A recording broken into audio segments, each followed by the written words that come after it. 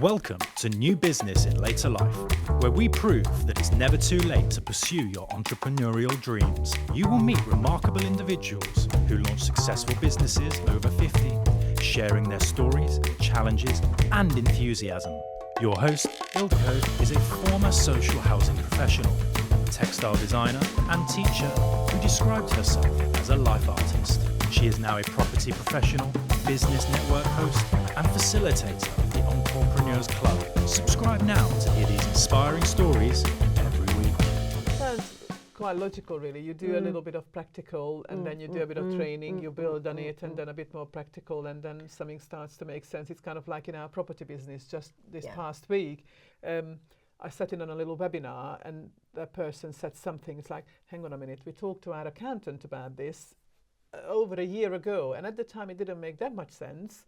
But now, a year later, having done this, then the other, and buying a different kind of property, suddenly it's like, oh, hang on a minute, can we have a conversation, please, and just clarify what's the difference between an investment company and a training company, because it will now come into play. So yes, it's kind of like, but we had to have the year's worth of experience for certain things to sink in and make more sense. So I imagine it's kind of similar to you. I think the best part about it is the bit I love, and right from when we were very first married, when Judith Chalmers used to do the holiday programmes on the telly, and we watched them every Sunday, always, Peter and I, and used to dream of the places we wanted to go to. And they have destination trainings. Right, okay. And destination trainings, exactly what they say on the tin, they're destination trainings, and they'll take you to, they show companies that offer the holidays in these places. They'll show you all the videos, and they'll tell you exactly what you can do and what you can book with them. And one of the lovely one a couple of months ago we did, and they're every Tuesday and Thursday nights from 8 till 9. And one was in Uganda, and it was just, honest to goodness, the way they did it, it was like we'd been to Uganda.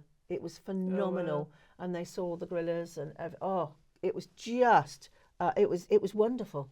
It sounds like it's worth doing it just for the training. Chilly evening, get yourself cosy and warm, sit and watch a travel programme on the television.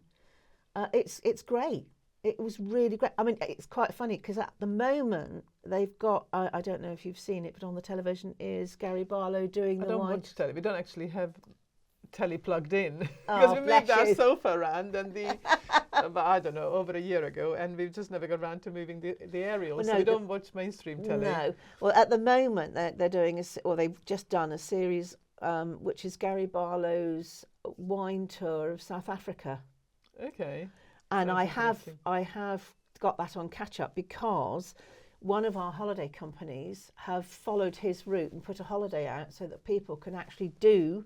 What an amazing business opportunity, isn't it? Absolutely. So I've watched everything that he's watched, and that he's done in his programme. We've binged watched. We've very nearly finished it. But then when the tour company has put out the same following the footsteps of Gary Barlow, and they come to me and ask me anything, having watched it as well on the television, I can then say, well, if you didn't watch it, it might be nice to just catch up because do watch it. It tells you a little bit more. It goes into more depth and the places he's been and the things he's doing, and it's great. I mean, it's just it's wonderful.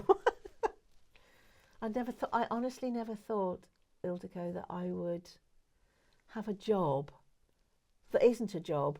It's not a job. It's just, for me, it's almost a way of life now. It's just wonderful. Isn't it a shame that we have to become this old to fully realise what it means, that when you do something that you love, you never work a day in your life? You don't.